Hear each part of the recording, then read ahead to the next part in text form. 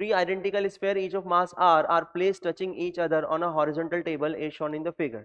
तो coordinate of centre of mass का coordinate यहाँ पर हमें पता करना है। तो ये हमारी एक्स एक्सिस, ये हमारी वाई एक्सिस है, तो हमारा डेफिनेटली जो ओरिजिन होगा वो इस वाले स्फेयर के कहाँ पर होगा, इसके सेंटर पर लाई करेगा।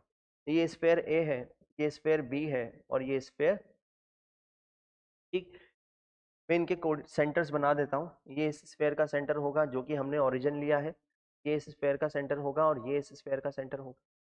क्लियर? चलिए, और सभी का हम मान लेते हैं कि मास कितना है, कैपिटल एम है और रेडियस तो हमें कैपिटल आर दी हुई है। तो इसका मास भी कितना है, कैपिटल एम, इसका मास भी कैपिटल एम और इसका मास भी कैपिटल एम। अब इस ओरिजिन के हिसाब से, क्योंकि है 0,0, ये है 0,0, इस ओरिजिन के हिसाब से हम क्या कर लेते हैं, यहाँ पर का कोऑर्डिनेट सिस्टम लिख देते हैं। ठीक, तो ए ब्लॉक, ए जो स्फेयर है उसका कोऑर्डिनेट कहाँ पर आया, 0,0, जबकि बी स्फेयर का जो कोऑर्डिनेट आया सेंटर ऑफ मास का, इसका खुद का सेंटर ऑफ मास के बारे में बात कर रहे हैं हम लोग, इसका सेंटर ऑफ मास का कोऑर्डिनेट कितना आ जाएगा, ये आ जाएगा, ये है 2r, r plus r, 2r, 0, 2r, 0।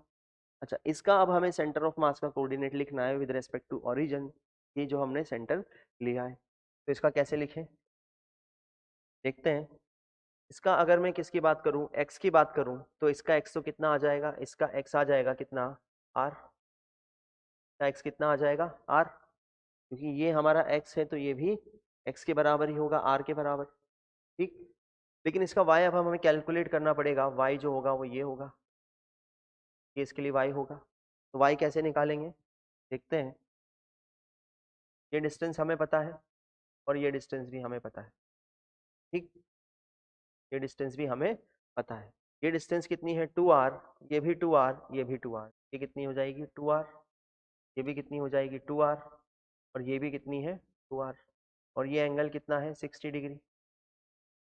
ठीक, तो ये y कितना हो जाएगा, y हो जाएगा, ये अगर मैं y लूँ तो इसका y कोऑर्डिनेट कितना हो जाएगा, ये हो जाएगा r, x coordinate, comma y coordinate कितना हो जाएगा, y कोऑर्डिनेट इसका हो जाएगा 2r sin 60, यानी कि इसका कोऑर्डिनेट कितना हो गया r, comma r divided by √2, sine 60 की वैल्यू √3/2, तो 2 से 2 कैंसिल आउट हो जाएगा, r divided bye √3, sorry r √3 r। ठीक, ठीक, कैसे आया, ये है 2r साइन 60 जो कि है y कोऑर्डिनेट, तो ये कितना हो जाएगा 2r साइन 60 की वैल्यू √3 डिवाइडेड बाय 2, 2 से 2 कैंसिल आउट हो जाएगा, कितना हो जाएगा √3r। क्लियर? चलिए, अब हमने रेस्पेक्टिव इनके सेंटर ऑफ मास के कोऑर्डिनेट लिख लिए, ओरिजिन किसको 0,0 इसको मानते हुए intersection point of x and y को। चलिए, अब हम इन पूरे सिस्टम का सेंटर ऑफ मास का कोऑर्डिनेट लिखना चाहते हैं, तो सबसे पहले हम लिखेंगे XCM, सबसे पहले लिखेंगे XCM, सेंटर ऑफ मास का x कोऑर्डिनेट, तो कितना हो जाएगा, ये हो जाएगा m इंटू 0 का 0 प्लस m इंटू का coordinate of centre of mass x coordinate कितना होगा 2r प्लस m, और इसका कितना होगा, का होगा r divided bye m plus m plus m, लिख सकते हैं। चलिए, तो XCM कितना हो गया, XCM इज इक्वल टू, ये हो गया 3mr डिवाइडेड बाय 3m, तो XCM कितना हो गया, XCM हो गया,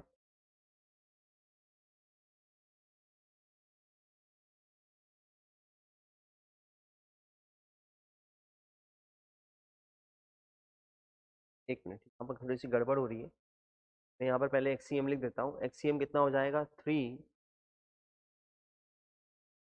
ये हो जाएगा 3mr डिवाइडेड बाय 3m, तो कितना हो गया 3mr divided by 3m, XCM कितना आ गया r, XCM r के बराबर आ गया। यहाँ थोड़ी सी गड़बड़ हो गई, यहाँ हम क्या कर रहे हैं, यह है C और ये है m, मास m,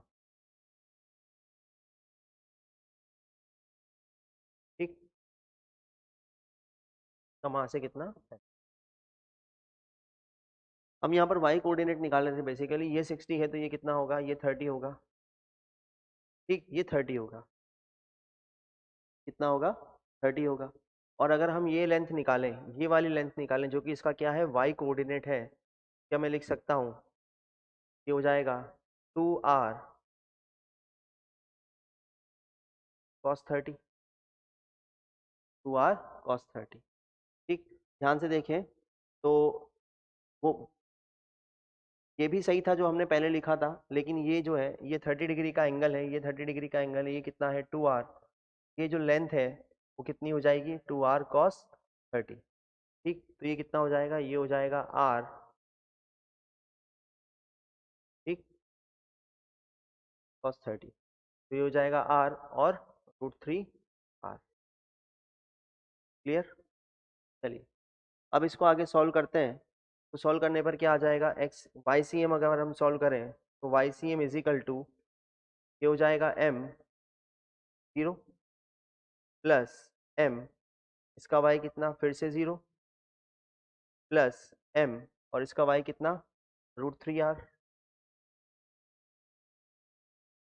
इसका y कितना √3r, तो Y C M divided by 3m, यानी कि m1 plus m2 plus m3, क्या मैं ये पूरा लिख दूं, m1 plus m2 plus m3, ठीक।